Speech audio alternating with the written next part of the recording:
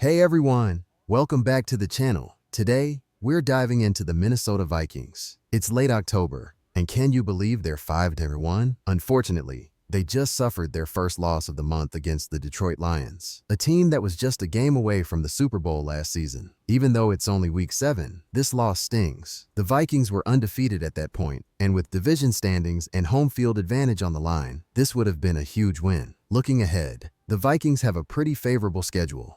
I wouldn't be surprised if they end up 9-1 by week 10 or 11. We talked about this on the podcast yesterday, and if you want to check it out, there's a link in the description below. So why did the Vikings lose? Well, they had the ball with 4 minutes and 16 seconds left and couldn't secure a first down to close out the game. That was a tough break. They also struggled with penalties, racking up 8 for 59 yards. The Lions had 8 penalties too, but for just 49 yards. In such a close game, those small margins can really make a difference. If you're enjoying this video, please hit that like button and subscribe for daily NFL content. We post plenty of Vikings videos, and I'd love to see this one reach 200 likes. As for the Vikings, they're currently sitting pretty with the 4th toughest schedule in the league so far. But here's the good news. Their remaining schedule is ranked as the 4th easiest. In the next few weeks, they'll face teams like the Jaguars and Rams. Let's hope they can bounce back and get to 6-1 before facing the Lions again in Week 18. Remember,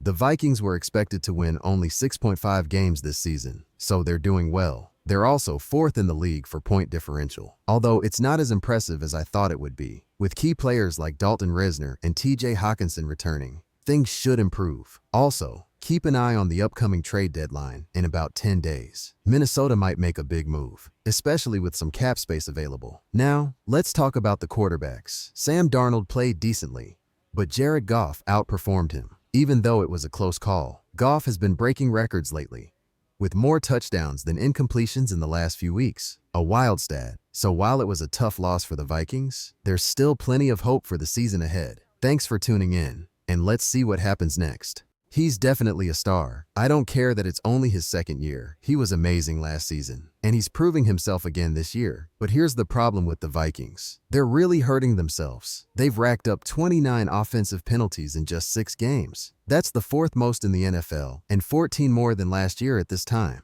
It's puzzling because when you think about penalties, many people point fingers at the coaching staff. We know Kevin O'Connell is a solid coach. So what's happening here? The defense wasn't great either, giving up 391 total yards, one of their highest allowed this season. And they only forced 1 turnover, which is the fewest they've had all year. I'm especially concerned about the offensive line. Sam Darnold was sacked 4 times in that game, making it his 3rd time being sacked 4 times in the last 4 games. And remember, Aiden Hutchinson, one of the league's top edge rushers, was injured during this match. Detroit didn't even pressure the Vikings that much, only about 15 or 18 times. Yet Sam still needs to get rid of the ball quicker. Right guard Ed Ingram is allowing more pressures than any other guard in the NFL, and center Garrett Bradbury isn't faring much better either. Overall, the Vikings' offensive line has allowed 50 pressures and 8 sacks on just 159 pass plays this season, ranking 26th in pass block efficiency. To make matters worse, when Aaron Jones isn't running the ball for the Packers, the Vikings are dead last in yards per carry. It's strange because if we look at last season, the running game should be better. On a brighter note, TJ Hockenson is hopefully returning this week, along with Dalton Risner. The Vikings have a road matchup against the Rams coming up in just 2 days. Usually, in these Thursday night games, the better team and quarterback come out on top. I really believe Sam and the whole Vikings team will step up and show what they can do against the Rams. I noticed some stats. The Vikings' defensive line is currently ranked 21st in pressure rate and 2nd to last in pass rush grade.